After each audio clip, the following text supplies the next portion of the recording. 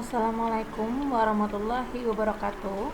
Perkenalkan, nama saya Ira Dwi Lestari dengan NIM 112103668 dari kelas 11 5D30 Prodi Sistem Informasi Akuntansi dari kampus Universitas Bina Sarana Informatika Pontianak. Hari ini saya akan menjelaskan hasil analisa SWOT saya pada toko online, di mana tugas ini saya buat untuk memenuhi nilai tugas mata kuliah e-Business. Adapun pembahasan yang akan saya bahas yaitu ada 4 toko. Yang pertama yaitu toko di dalam negeri, ada Bukalapak, kemudian Lazada. Untuk toko di luar negeri itu ada 2 juga, yaitu Amazon dan AliExpress. Untuk yang pertama yaitu toko online Bukalapak. Analisa yang pertama yaitu di bagian strike atau kekuatan, ada 3 garis besar yang saya ambil. Yang pertama yaitu pemimpin pasar lokal, di mana Bukalapak ini adalah salah satu pemimpin pasar e-commerce di Indonesia dengan pangsa pasar yang kuat di dalam negeri. Berikutnya, secara jaringan, model bisnis Bukalapak ini melibatkan ribuan pelapak yang menjual produk mereka di platform yang membantu meningkatkan ragam produk yang ditawarkan.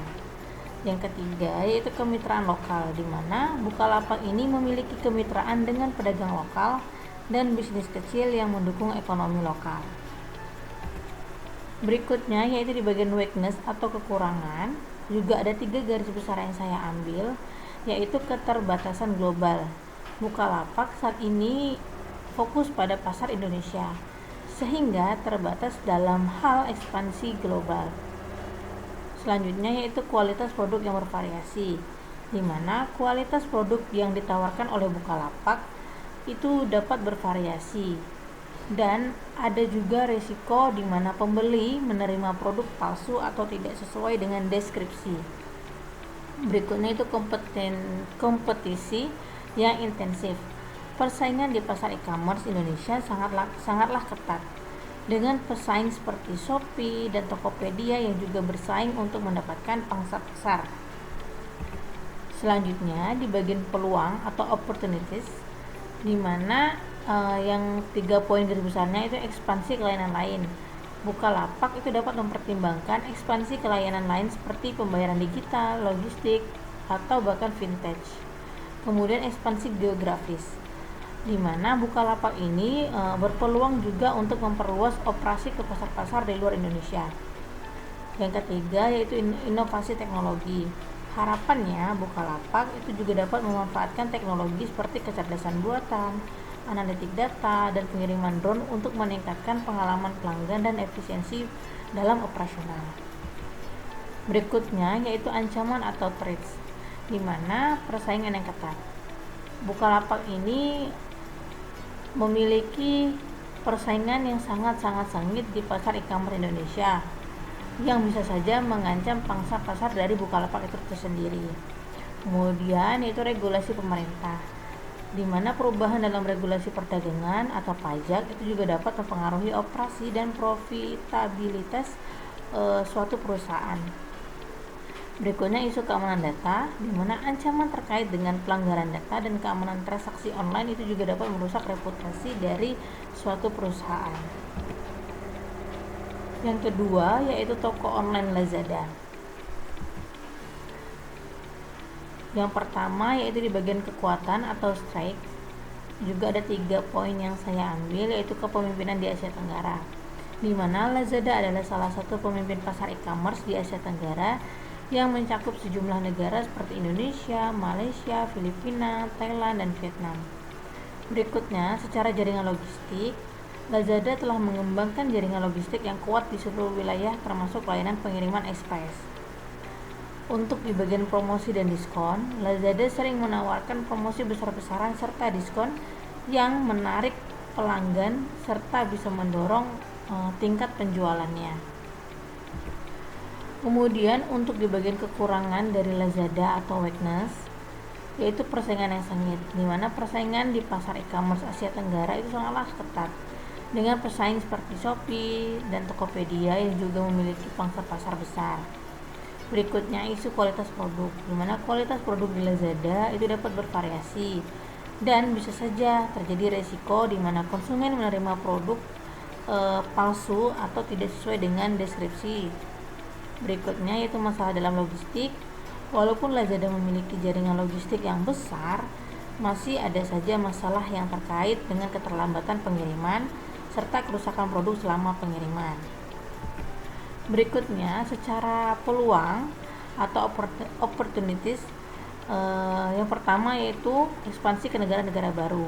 Lazada ini memiliki peluang untuk terus memperluas kehadirannya di negara-negara Asia Tenggara yang belum dijelajahi. Untuk peningkatan kualitas layanan, yaitu meningkatkan layanan pelanggan dan jaringan logistik dapat meningkatkan kepuasan terhadap pelanggan yang menggunakan layanan Lazada.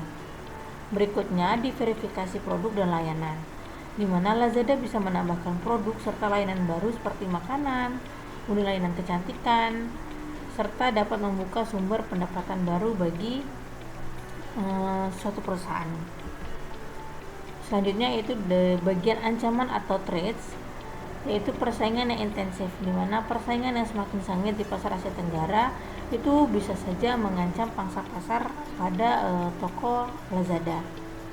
Berikutnya regulasi perdagangan, di mana perubahan dalam regulasi perdagangan atau pajak di negara-negara tempat Lazada beroperasi itu juga bisa saja mempengaruhi profitabilitas.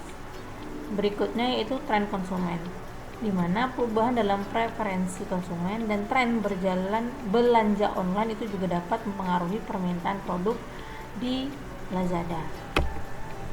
Selanjutnya, untuk toko yang di luar negeri, yang pertama saya bahas yaitu Amazon. Untuk bagian kekuatan, untuk toko online Amazon yaitu brand recognition, Amazon ini adalah salah satu merek terkemuka di dunia yang memberikan kepercayaan kepada pelanggan dan membantu menarik lebih banyak bisnis. Kemudian skala bisnis, Amazon ini memiliki jangkauan global dan infrastruktur yang besar yang memungkinkan untuk mencapai pelanggan di berbagai negara dan menyediakan berbagai layanan. Kemudian skala bisnis, Amazon memiliki jangkauan global dan infrastruktur yang besar yang memungkinkan untuk mencapai pelanggan di berbagai negara dan menyediakan berbagai layanan. Untuk kekurangannya yaitu persaingan yang ketat. Amazon beroperasi di berbagai pasar yang sangat kompetitif, termasuk e-commerce, cloud computing, dan streaming video.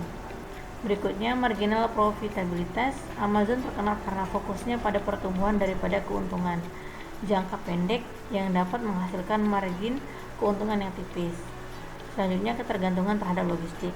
Amazon ini sangat bergantung pada jaringan logistiknya yang dapat mengalami gangguan atau kenaikan biaya yang signifikan.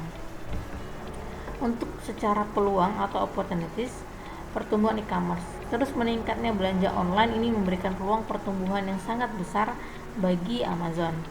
Ekspansi global. Amazon dapat terus memperluas operasinya ke negara-negara yang belum dijelajahi, terutama di pasar berkembang.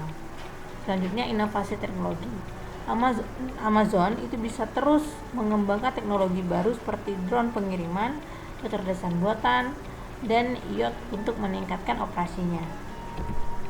Untuk ancaman, yaitu persaingan yang intensif, di mana persaingan sengit dari perusahaan-perusahaan seperti Alibaba, Walmart, dan Google dapat mengancam pangsa pasar pada Amazon. Regulasi pemerintah.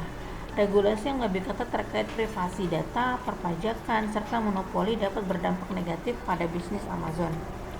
Selanjutnya, perubahan konsumen, di mana perubahan perilaku konsumen atau preferensi dapat mempengaruhi permintaan terhadap produk dan layanan yang sudah ditawarkan oleh pihak Amazon. Berikutnya yaitu toko AliExpress. Yang pertama yaitu di bagian strength atau kekuatan. Harga yang kompetitif. AliExpress dikenal karena menawarkan produk dengan harga yang lebih rendah dibandingkan dengan pesaingnya, karena sebagian besar produknya itu berasal dari produsen langsung di Tiongkok. Selanjutnya, pilihan produk yang luas. AliExpress memiliki berbagai produk dari berbagai kategori yang mencakup pakaian, elektronik, peralatan rumah tangga, dan masih banyak lagi. Untuk di bagian pengiriman internasional, AliExpress menawarkan pengiriman internasional yang luas dan beragam dengan pilihan pengiriman cepat ataupun ekonomis. Untuk di bagian kekurangan, yang pertama yaitu kualitas produk yang bervariasi, di mana kualitas produk di AliExpress itu dapat bervariasi dan kadang-kadang konsumen dapat mengalami masalah dengan produk yang tidak sesuai dengan deskripsi. Lamanya pengiriman. Pengiriman dari Tiongkok ke beberapa negara dapat memakan waktu yang cukup lama, yang dapat mengecewakan konsumen yang menginginkan produk dengan cepat. Berikutnya itu kendala bahasa dan komunikasi, di mana bahasa mungkin menjadi hambatan komunikasi antara penjual dan pembeli, terutama jika pembeli tidak fasih dalam bahasa Tiongkok atau Inggris. Untuk peluang atau opportunities, yang pertama itu peningkatan kualitas produk, di mana AliExpress meningkatkan kontrol kualitas dan transparansi produk, itu bisa meningkatkan kepercayaan terhadap pelanggan. Untuk inovasi teknologi, yaitu pemanfaatan teknologi baru seperti kecerdasan buatan dan analitik data untuk meningkatkan pengalaman belanja online, layanan pelanggan yang lebih baik, di mana AliExpress ini investasi dalam layanan pelanggan yang lebih baik dapat meningkatkan kepuasan pelanggan itu tersendiri. Untuk di bagian threat atau ancaman, yang pertama yaitu persaingan yang ketat, di mana persaingan dari platform e-commerce global seperti Amazon, eBay, dan Walmart itu juga dapat menjadi ancaman bagi AliExpress. Regulasi perdagangan internasional, di mana perubahan dalam peraturan perdagangan internasional dan perpajakan itu juga dapat mempengaruhi operasi dari AliExpress. Tren konsumen. Perubahan dalam tren konsumen terutama terkait dengan kepercayaan merek dan kesadaran lingkungan itu juga bisa mempengaruhi preferensi dari pembelian terhadap pelanggan. Sekian pembahasan analisa SWOT pada toko online hari ini. Saya ucapkan terima kasih. Wassalamualaikum warahmatullahi wabarakatuh.